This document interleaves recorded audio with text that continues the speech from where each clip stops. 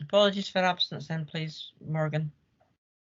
We have apologies for absence from Councillor McInnes, Councillor McLean, and Councillor Thompson. That's fine. And could you note, please, the non-attendance of the other members? Absolutely. Thank you. Chair, apologies for being late. This is Councillor Rickson here. I had difficulty getting on this morning. Thank you. Glad you're here. Any declarations of interest?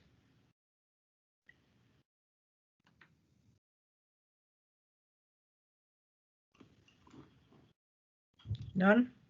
That's grand. Okay, that's fine. We've just made up for time already. So we'll move on to the Hydrogen Accelerator presentation then, please. That's Fiona, are you doing this on your own or one of your colleagues? Yes, I'll take the lead, and Martin will come in on some more of the technical aspects. That's okay. Okay, shall I start?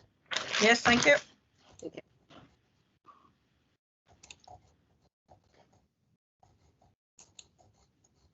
Can everyone see that? Yes, thank you. Yep. Okay. Good morning, everybody, and thank you so much for inviting myself and Martin to join your working group this morning to give you an update on the Hydrogen Accelerator. So Hydrogen Accelerator is actually based at the Eden campus, which is part of St Andrews at Guardbridge. Oh, a minute. Where's my... Wait. So back in 2019, part of the programme for government, there was a commitment from the government to create the Hydrogen Accelerator, to really try and start to coordinate a lot of the initiatives that are going on in Scotland, to start to really try and lead in many of these initiatives and provide that level of expertise and support, particularly to the public sector. You know, we're going through this green recovery of how we can really start to expedite at scale the opportunities in terms of decarbonisation, particularly in transport. So Transport Scotland fund us, and we have funding for 3 years.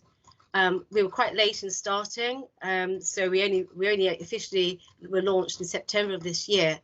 But yeah, very much about assessing technologies, providing that engineering expertise, and also communications is going to be a very important part of that that work, as we try to take the citizens forward to understand the roles of hydrogen and dispel any myths around the type. So this is the structure of the Hydrogen Accelerator. As you can see, the structure is led by Andrews in partnership with University of Strathclyde. So you've got St Andrews, who are world leading in terms of fuel cell expertise, and with Strathclyde are very much on the engineering side. So reaching out across industry, public and private sectors, research and academic expertise. Very much our focus is about how do we build a Scottish supply chain in terms of this decarbonisation going forward. We have got projects. I'm not going to be mentioning Aberdeen today or Orkney. I'll be bringing other projects that we've been involved in, but very much a big part of the work we're doing is about lessons learned, that we can start to bring forward projects that we should be replicating across Scotland, adding some project mentoring to that, looking at risk management strategies, engaging with the private sector, looking at different organisations that are coming to the fore in providing technologies to ensure that the types of technology that we're bringing forward are the right, and health and safety is absolutely of paramount importance to that. We have been asked, are we a funding body? Unfortunately, we're not, but we will try and identify funding opportunities as we move forward. This is the team. So our chair is Professor John Irvine from the University of St Andrews, and our deputy chair is Professor Graham Batt. With our director, Jerry Agnew, he's from Rolls-Royce, been working there for like 23 years. So he is leading on lots of initiatives. As I say, I've got my colleague Martin here with me today, who joined the Hydrogen Accelerator as of Monday. Sneh Jane, she's our operations manager, and she was business development manager at the Energy Technology Partnership. We also have a new colleague joining us as well later on this month, but is currently just serving her notice. So I'll move on to the background to hydrogen and why do we have hydrogen indeed. Any of the work that we will talk about will always be about green hydrogen. We will not be talking about blue or brown or any other colour from fossil fuels. Very much about looking at the ingredients we have in Scotland in terms of the wind and the capacity to actually expedite that in terms of energy storage, energy generation, and that's where hydrogen really has a role to play. This slide is Whiteley in Glasgow. So this year you may have seen an announcement, the Scottish Power Renewables, ITM Power and BOC Linde have formed an MOU for the development and production of hydrogen for the west side of Scotland at scale. The demand and scale is so important, because if you don't get those two right, we won't get investment. I mean, that investment there alone, which we could absolutely replicate in the Highlands, that's £36 million worth of private sector investment alone on that particular project. I'm going to hand over to Martin here, when we could just talk about the roles of battery electric compared to fuel cell electric technologies, just so you can see the difference of where batteries operate very fine and where fuel cell electric technologies start to come into the fore. Martin, can I hand over to you, if it's okay? Yes, thank you, Fiona. So yes, this graph is supposed to show, what the role of hydrogen can be in this, in particular with regards to transport. So if you look at this graph, so on the horizontal axis, we've got power density, which is basically the amount of energy that a device can hand out instantaneously. And on the vertical axis, we have the energy, which tells you something about how long we can sustain this power for. And as you can see, things like cars and inshore boats, they're all sort of in the lower part of the graph, which means they don't have to operate for very long, and they don't have to take on board a lot of energy. And also you can see that, say, for batteries and supercapacitors, they need to be able to, they can provide a lot of power, but they can't provide it for very long. And this is what causes people to have, say, things like range anxiety when it comes to electric cars. So whereas batteries can do, say, small light vehicles quite well for, say, intermediate distances, when we start going to bigger vehicles like lorries and heavy fleet, we start running into trouble because we don't have the amount of energy on board to let these vehicles do what they're supposed to do. So Fiona, if you can go to the next slide. And this is where hydrogen can play a big role. So you can see hydrogen is that much higher up in the graph. So now all of a sudden, things like buses and heavy vehicles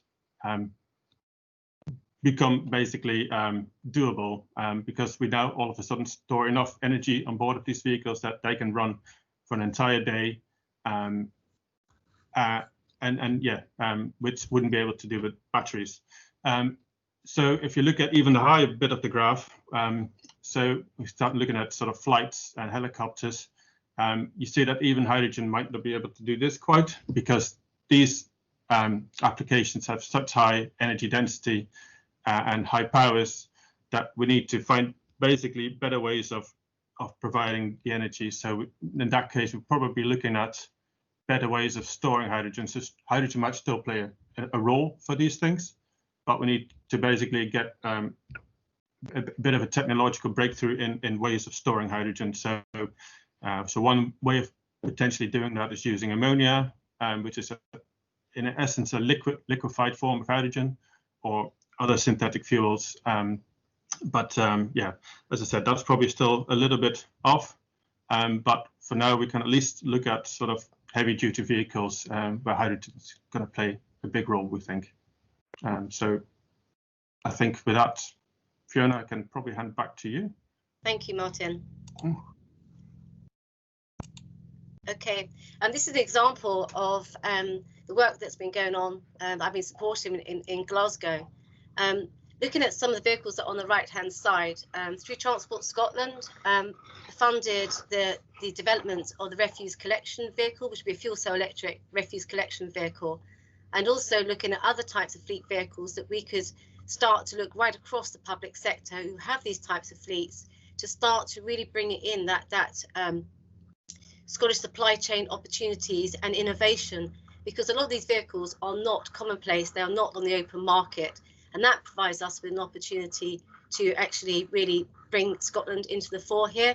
That's a 44-ton vehicle at the top on the left-hand side. That is really commonplace across public and private sector organisations, and that would allow us to then engage with private sector organisations like the distilleries, like the Forestries Commission, to actually see if we could do some collaboration work together. One thing that's really important as part of this work that we're doing is about rationalisation of fleets. Because these vehicles are much more expensive right now because we're pre-commercialisation, there is the opportunity, the way that you can actually start to rationalise these vehicles, because fuel cell technology is much more energy efficient, so you use less hydrogen, and so then you can start to decrease the number of particular fleet vehicles that you have in your fleet. So the work that we're doing with Glasgow, they developed their fleet strategy last year. It was launched very much in line with their ambitions to be the first net zero city in the UK. But moreover, there has been very little investment in their own captive fleet for a number of years. So most of their vehicles are pretty aged. And with the low emission zone going in, none of these vehicles could actually pass through that low emission zone. So we've been working with Eric Stewart, who's leading on this particular work, looking right across the whole west side of Scotland, that can we reach out to other local authorities to replicate projects at scale, to bring in that innovation where we can, to rationalise fleets, to be able to engage with manufacturers to start to really escalate the rollout of these technologies. Another which is important sector, obviously, is rail, and I've put a couple of slides on here just to show that from the large production of hydrogen refuelling infrastructure that we are seeing on the west side of Scotland, this allows us to engage, and we are engaging quite heavily with Transport Scotland Rail and ScotRail and Network Rail, to look at the decarbonisation of the rail network in Scotland by 2035. As you see on the west side here, it's all green. That illustrates there's no electrification going to be taking place on the west side of Scotland. So that provides a really fantastic opportunity for fuel cell electric trains to come into play. Through the Hydrogen Accelerator, with the support of St Andrews, we have been working very closely with Transport Scotland Rail, Scottish Enterprise and SNC Lavalin, which are the consultants, to bring together a tender process for phase 2 of a fuel cell electric train that will be developed in Scotland. Very much the focus is around expertise from Scotland and building up that Scottish supply chain. That tender process will be complete as of next week.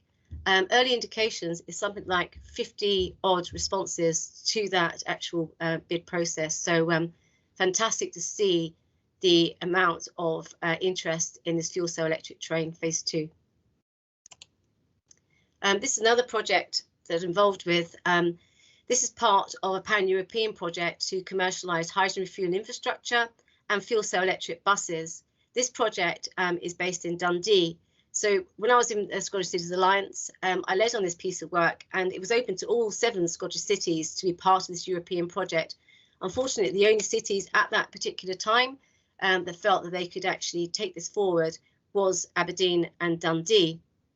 Now, this fuel cell, this different fuel infrastructure, that's actually based at the Michelin Scotland Innovation Park, okay? And you may be able to see there's 2 turbines there. So there's going to be on-site energy generation using ecotricity turbines, okay, to generate that energy for the refuelling infrastructure. So on-site hydrogen production, storage and compression.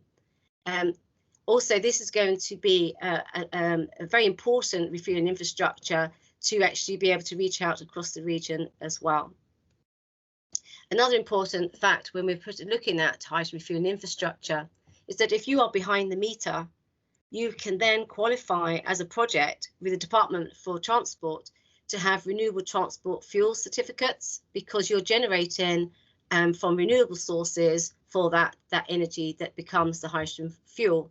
And that can make a massive difference to the cost of your refueling infrastructure.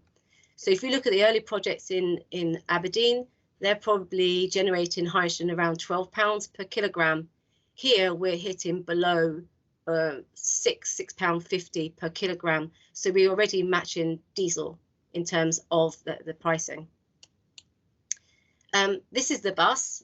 Originally it was going to be Alexander Dennis, which is the preferred manufacturer for National Express and Explore Dundee. Explore Dundee is part of National Express. Then up to last year, till November, Alexander Dennis were going to be producing the buses in conjunction with Arcola Energy, who are fuel cell systems integration experts. And unfortunately, they felt they couldn't actually follow through with that particular project because their order books were full of Euro 6 vehicles, and so they could not commit. So we had to really find quickly another manufacturer, and so the project has chosen Optare as the new manufacturer of that buses. Sadly, since that time and the pandemic, we all know that the bus industry really is on its knees and is needing a lot of support to get it back on track. But anyway, as I say, those buses will be ordered by the end of December and be on the streets within the next sort of 14 months. Another project we've been involved with for Hydrogen Accelerator is Locate, and this is about developing in Scotland powertrain test facilities. This is rather than having a rolling road, this is allowing, and it's going to be based at the Michelin Scotland Innovation Park. This will allow manufacturers to test powertrain components in a real life situation rather than having the whole vehicle. So really important in terms of where we want to go in Scotland in terms of decarbonisation of transport. The first phase will be concentrating on road vehicles, but also there is the appetite to look at the marine sector in particular moving forward. As I say, so Locate will be based at the Michelin Scotland Innovation Park. As you will know, sadly, Michelin closed down that factory with a loss of 850 jobs. And the government has been working extremely hard with Scottish Enterprise and Transport Scotland to look at how we can use that site around innovation and reaching out right across Scotland with all the expertise that we have in various locations to make this a centre for zero emission technologies, both battery and fuel cell electric. So as I say, that hydrogen refueling infrastructure is a really important part of this journey. There will be a living lab on that site as well to enable local universities and colleges to come in and to start looking at these technologies and working alongside the private sector. My last slide in terms of different expertise that's going on across the regions in Scotland. This is the Genesis concept. Again, this is looking at developing the Scottish supply chain, engaging with SMEs in particular who are trying to bring products to the market, to provide that mentoring and academic expertise to get those products to the market, but providing test labs and living labs to actually, to utilise those types of products and services to actually ramp up the delivery of those products. And obviously, if we are keen about a green recovery, but also the creation of expertise and jobs growth in Scotland. So that's the end of the presentation, quite a short presentation, but these are our contact details. Happy to speak to you if you've got any questions, but also very much, as I've spoken to Margaret, really like to support Highlands in their transition to decarbonisation. Thank you very much. Thank you, Fiona. Yeah, well, members, that's very interesting. It's a shame Highland didn't manage to get in there with the first of it, but let's see what we can do to catch up. Do we have any questions for Fiona? Councillor Rixon, please. Thank you, Chair, and thank. Well, you've gone back on mute, Dennis. You must have flicked the switch. Sorry, apologies, Chair. Thank you. I'm having troubles with the technology this morning. Firstly, thank you both for the presentation. I found it very interesting. My question is very specifically to Martin about boats. I was interested to see his graph showing you what can be done over sort of relatively small requirements, low requirements, as opposed to the things that have greater requirements like aeroplanes and transatlantic travel and big boats and so on. One of the ferries we have is the Corran ferry, which is one of the busiest ferries in Scotland, but covers a very short distance. We currently face a predicament of having to replace the boats on that, and many people are keen to see a greener alternative. One of the options that's been thrown up is that of having a battery power. But my understanding is that one of the limitations of using batteries is that they're extremely heavy relative to the size of boat. And I just wondered if you could give us any indication of what sort of timescales we're looking at in terms of hydrogen fuel for boat here. I know that in Scandinavia, they've experimented with greener boats. I'd just be keen to hear your thoughts on possibilities and options in the sort of context of something like the Corran ferry. Thank you, Chair. Thank you, Martin. Thanks, Dennis. And Derek, please. You're absolutely right. So yeah, batteries, I don't think are going to cut it when it comes to certainly ferries. As I said, they're just too heavy. As I said, the graph I'd shown is already normalized with respect to weight. So you're absolutely right. So basically, you'd have to stack an awful lot of batteries on a boat, and basically half of the weight of the boat becomes a battery, and it becomes a bit useless. So this is where hydrogen will, I believe, store enough energy to do this. And you're right, I think in Scandinavia, I believe Norway, they're already looking at hydrogen boats. I think even in Scotland, I seem to remember that some of the Western Isles and maybe it's Orkney are already looking into hydrogen ferries as well. Now, I think initially this was supposed to be more of a dual fuel process. Yeah. So basically we're still running an internal combustion engine, but we'll basically blend diesel and hydrogen. But I certainly think that the future will be to go a fuel cell operated ships. Yeah, if I may just come in there, Chair, just to back up what Martin's saying there. Obviously, many of you will be aware that we had the High Seas 3 project, which actually has been led by St Andrews and with Ferguson Marine. We're in a sticky situation now. That development would have been fantastic for Scotland, where we're going with that. But it'd be really good if the Scottish Government would be able to give us an indication of how we could take that project forward, because we have all the capabilities in Scotland.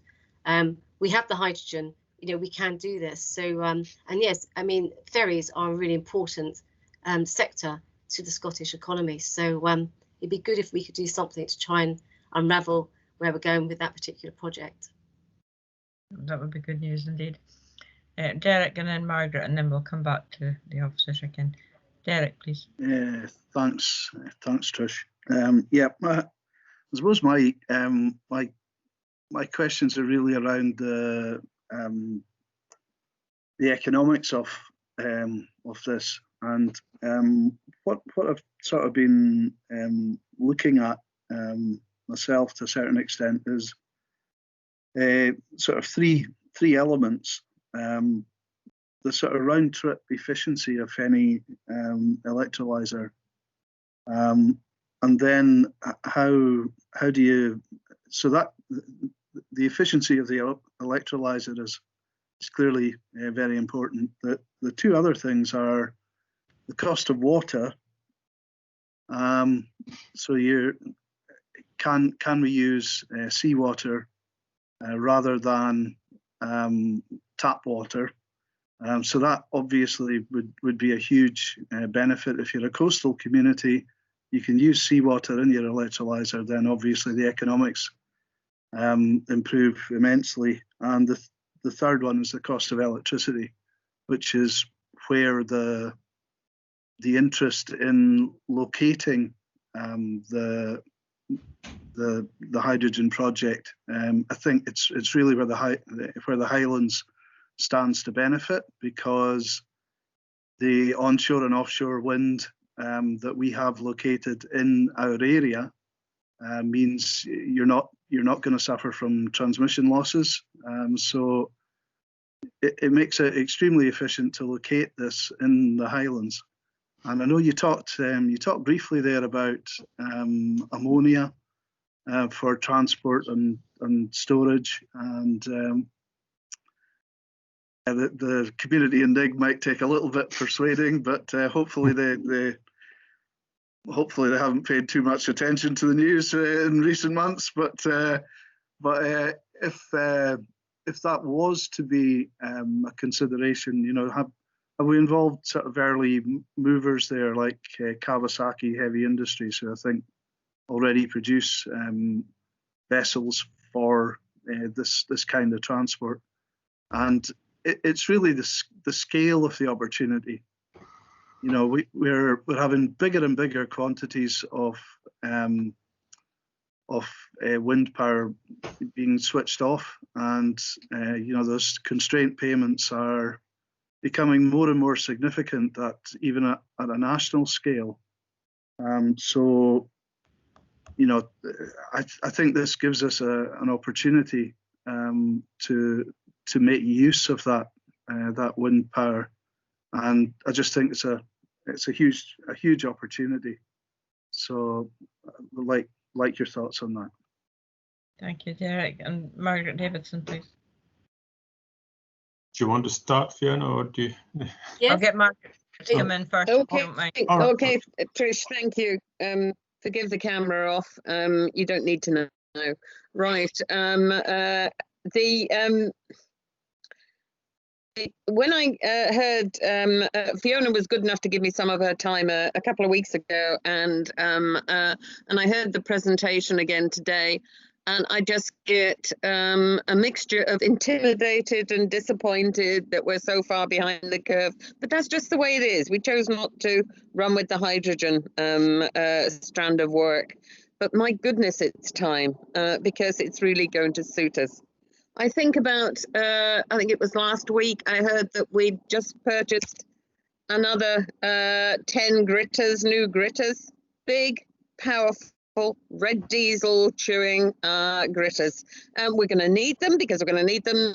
They'll be out now on the odd night on the high roads, and we're going to need them. But my goodness, from the point of view of large machines, we have considerable buying power.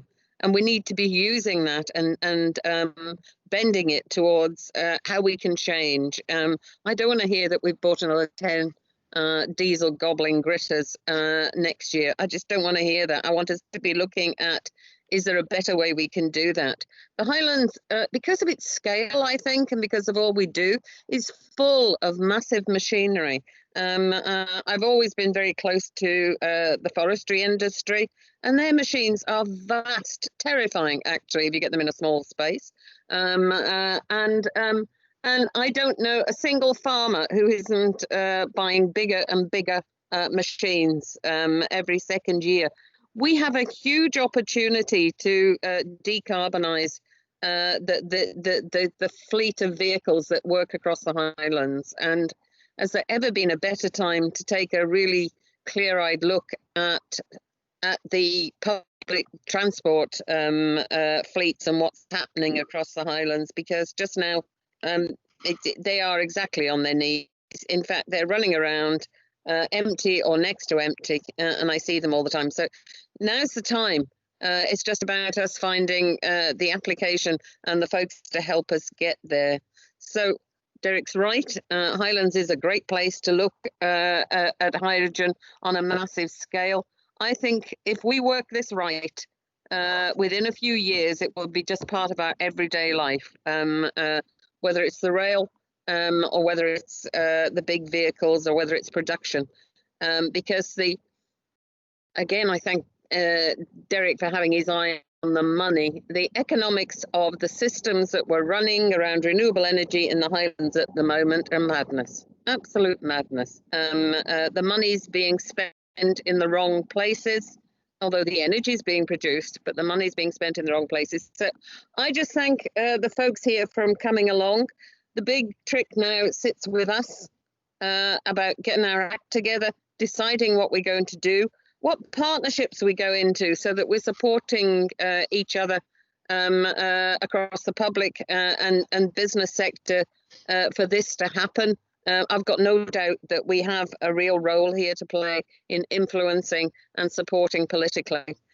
So I think we certainly need the follow-up session on hydrogen as soon as we can.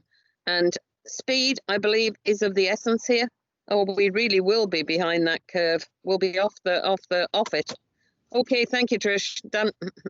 Thanks, Margaret. You might be interested to know that we're looking at 13 gritters for next year, so I'll look forward to your support to get it changed over to something better. Good. Fiona and Martin, who's going to take these two? May I come in, Chair? Certainly. First, Martin, come in. So, Margaret, thank you so much. And I can't agree with you more. In terms of the decarbonisation of the public sector fleet, you may have seen the slide with Glasgow, and that's just one example. There's opportunities, and I know Fiona Conti is on the call, looking right across the public sector about joint procurement of yes. the decarbonisation. We don't have those vehicles, and we'll be waiting forever for them to fall out the sky from somewhere else. So we have a massive opportunity. So through Alcoa Energy, who have done the prototype for the refuse collection vehicle, there's a really big opportunity then to look. We're looking at gritters, and that's in conjunction with Transport Scotland Roads as well, because obviously construction needs to decarbonise as well. So wherever we can engage with the private or public sector bodies, that we can bring that procurement together, that's how we will do it. In terms of Whiteley has been curtailed to about 40%, being one of the biggest wind farms in Europe. Since we've been doing all this work around the hydrogen side, it's given them enough confidence to say, okay, we're going to put some investment in here. And as I said to you before, Margaret, I can see that replicated in the Highlands. I think Highlands has an enormous opportunity and can really lead the way in so many areas. I've been engaging with Joanne around the bid, for the Freeport bid, building that centre of excellence. So all that collaboration, we are absolutely 100% there to support these initiatives moving forward. When wind farm operators, when they can see that there's a demand there, that we have all these fleet profiles, they can start to estimate what those, in terms of electrolyzers will be. Will they start with 3 megawatts and build up? They can start doing their own business case internally to justify their investment. As I say, from Scottish Power Renewables, ITM and BOC, that's £36 million worth of investment. And they would be, and I know, would be very, very keen to work, in the Highlands too. Just with Scottish Power, I had a meeting with them last week, Barry Carruthers, who informed the Hydrogen Accelerator. They've actually set up now a hydrogen office, and they have really big ambitions to help public and private sectors do this decarbonisation and put the investment in too. So looking across 5 projects they want to bring together. One is around the heavy fleet vehicles. Another one is around forestry, distilleries, looking right across the piece of where they could actually come in and provide all that energy to get this large-scale production of hydrogen. When you've got large-scale production of hydrogen, you drive down the cost of the hydrogen fuel. And as a fuel, hydrogen has a premium price. If you're pumping it into the grid, and I'm not disagreeing what SGN are doing, you do start to reduce the opportunities of that as a fuel. So Martin, I don't know if you want to come in on the back of that.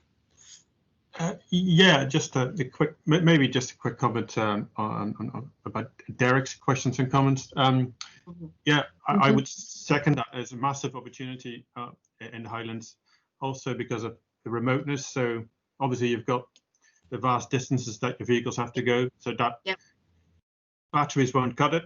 The other thing with the remoteness is that, as you said, your connection to the grid is just that more sensitive, whereas the hydrogen really allows you to go distributed. So you'd be able to generate your own energy, electricity, which you can then convert into hydrogen locally, which you can then use whenever it suits you again. And talking about cycle efficiencies, so electrolyzers are essentially just fuel cells run in a reverse mode, so efficiency are high. But if we're talking about using excess renewable energy, it actually doesn't even matter how efficient the cycle is, because that energy is coming for free once you've installed wind and solar, and it's just, as I said, it's a real big opportunity for a place like the Highlands. So, thank you, Martin. Can I ask, how soon would are these vehicles likely to be readily available for purchase, and have we done something about getting procurement on board for this? Yeah, so Margaret, the first vehicle in development is a prototype refuse collection vehicle. There could be a whole line of vehicles. I have been engaging with Fiona Conti, looking at fleet profiles. Some work's been going on with Transport Scotland as well, to see which are the next vehicles. So I would say the front runners are going to be refuse collection vehicles, because they're the biggest polluters in the city's environment in particular. Gritters, absolutely important. In terms of efficiencies, we're looking at these refuse collection vehicles to do double duties of 18 miles a day. And the same would be for the gritters, really long, backwards and forwards, just constant workhorses. And also the 44-ton lorries. I can see that, and I keep talking about Glasgow because of the amount of waste, and they've got 380,000 tons a year to get rid of, and they need these big 44-ton trucks to get them out, get the waste out of the city. If you look at organisations like the Forestry Commission, they are now coming forward and saying we could really utilise these trucks. So I would say out of all of them, they are probably the three front runners. In terms of opportunities, they are in development. In the next couple of years, they would be there as a mainstream vehicle. And Highlands could have the opportunity to join in testing of these prototypes and then going into full production. Yeah, but look, I would love to be involved in the testing of them. I'm sure Margaret. Yeah, absolutely. And very much so. In terms of speaking with Glasgow, they would be more than happy once that prototype is out tested early next year. Would be more than happy to engage and get the prototype, tested in the Highlands as well. Brilliant. Margaret, you wanted to come back? I did. First of all, before I forget it, it's so easy to forget it when you have an inspirational talk like that gets the cogs in your brains moving properly, to say thank you, but thank you.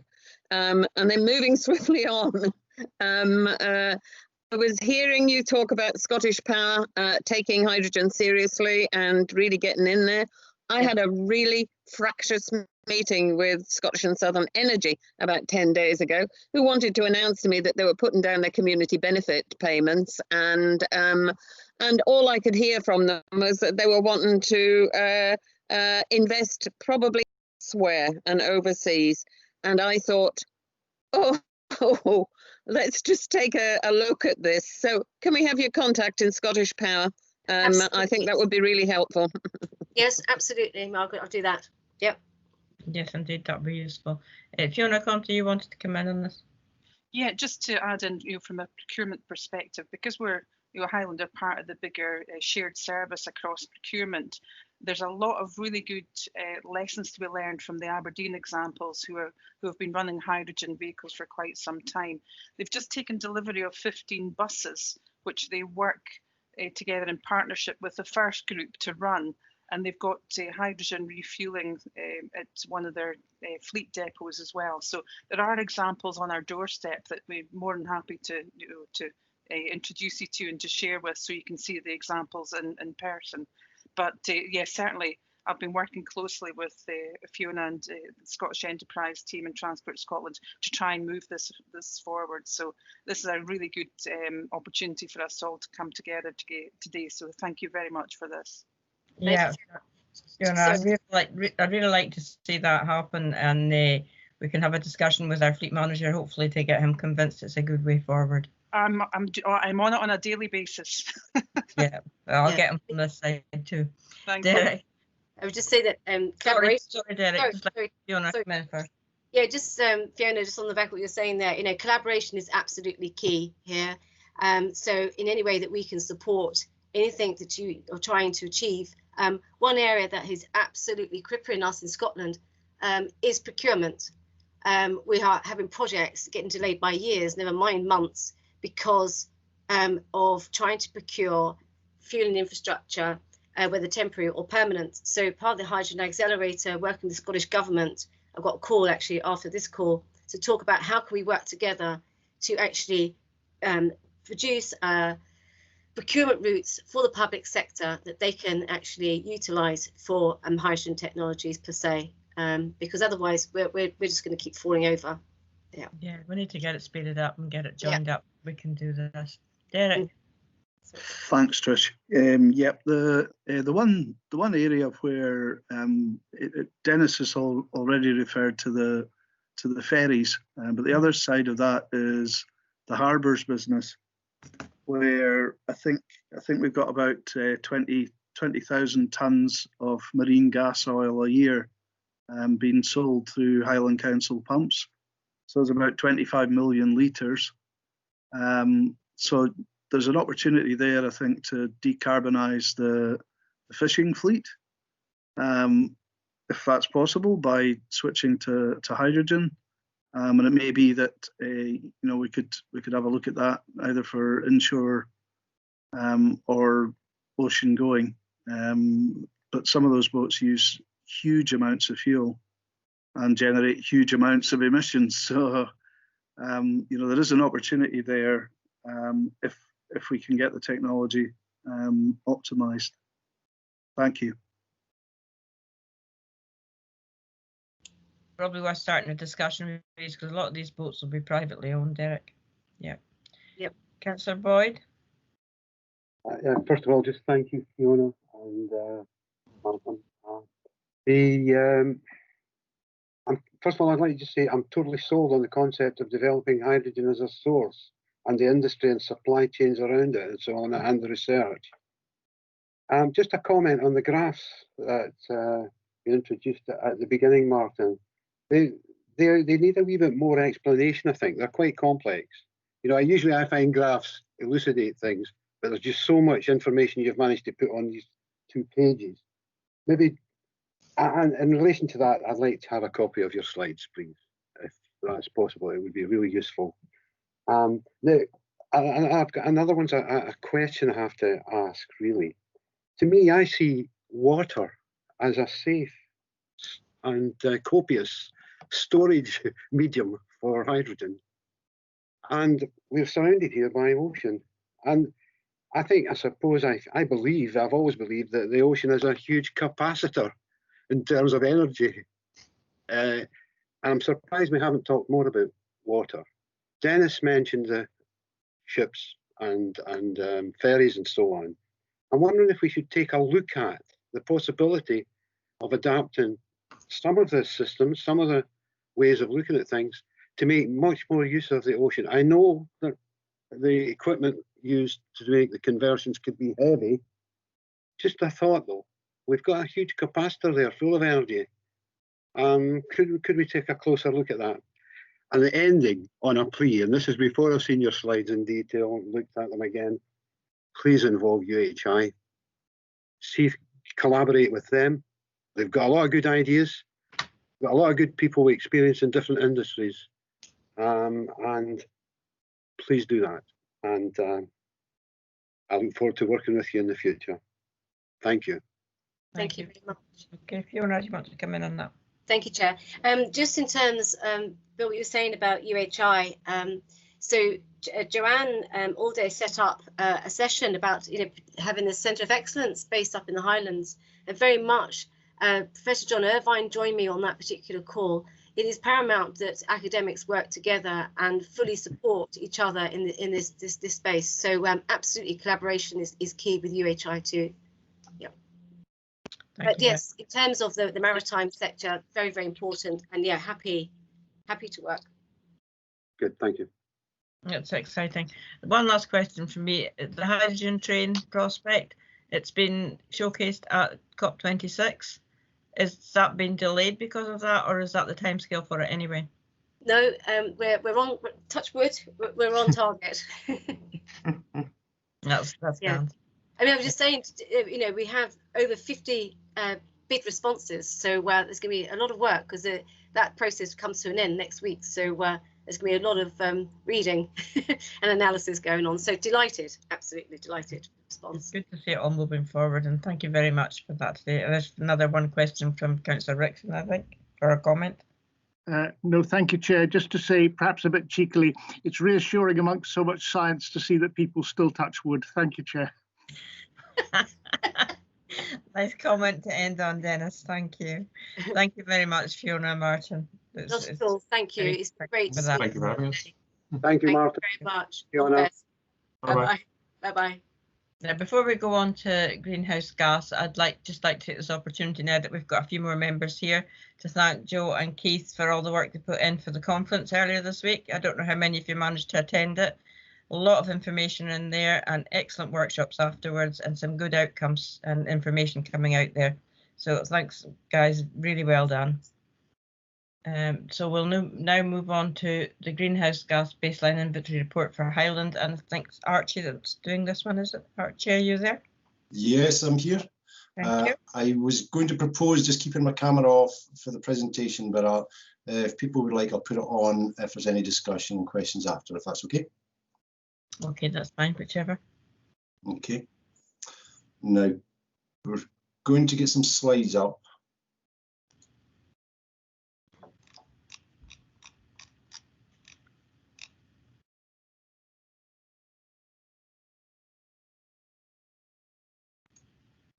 Nothing yet. Nothing. Archie, do you want me to try and share my screen? Yes, if that's okay. You'll be more integral with the system rather than me trying to do it from outside. That's my concern. Is that okay, Keith? Yeah, just bear with me 2 seconds. Yeah, okay.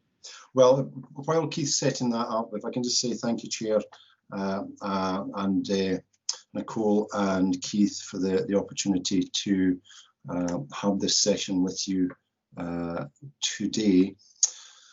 I had a chat with a number of you last year about some work we'd done looking at the emissions of the old Inverness district.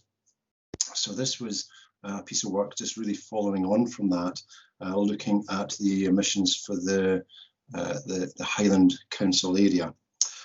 I'm joined by Susan Carstairs down at Arisig, and Susan does a lot of analysis around agriculture, land use and the emissions there. So Susan will talk about a couple of the points in the conclusion. We've got a few slides regarding the inventory. And what Keith and I thought would be helpful is this year has been very much a year of transition, and on a number of fronts. So we've got a couple of slides to talk about the inventory, the results, the repercussions of the figures there.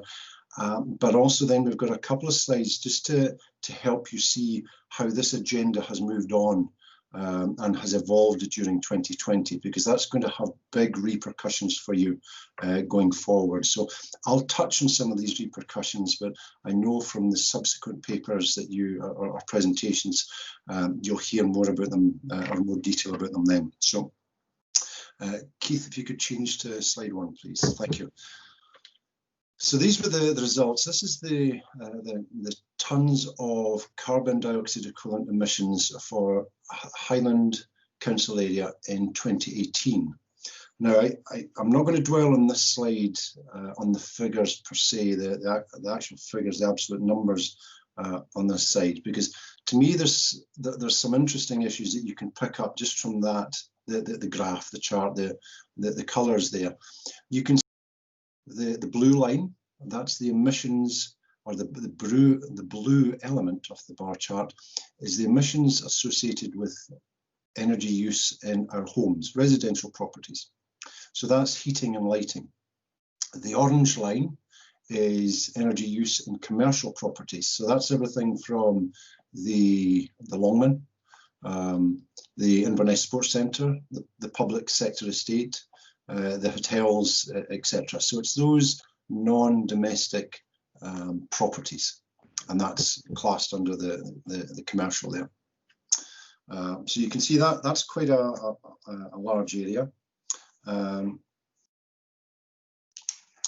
you can see we've just been talking about transport, and you can see the relevance there, the share of the transport emissions, and then we have industrial processes, product use. That tends to be the very large facilities, the likes of Dalcross and also Fort William and the activity down in Fort William. A wee element just on the top of that with waste. Waste is an emerging area, a developing area of analysis. So, for example, when we're doing this analysis, there is some of the waste from the Highlands is sent down to a processor down near the Central Belt, and about 7,000 tonnes went over to an incinerator over in Scandinavia. So we're not able to calculate the emissions from that because we didn't have enough detail on the material or the actual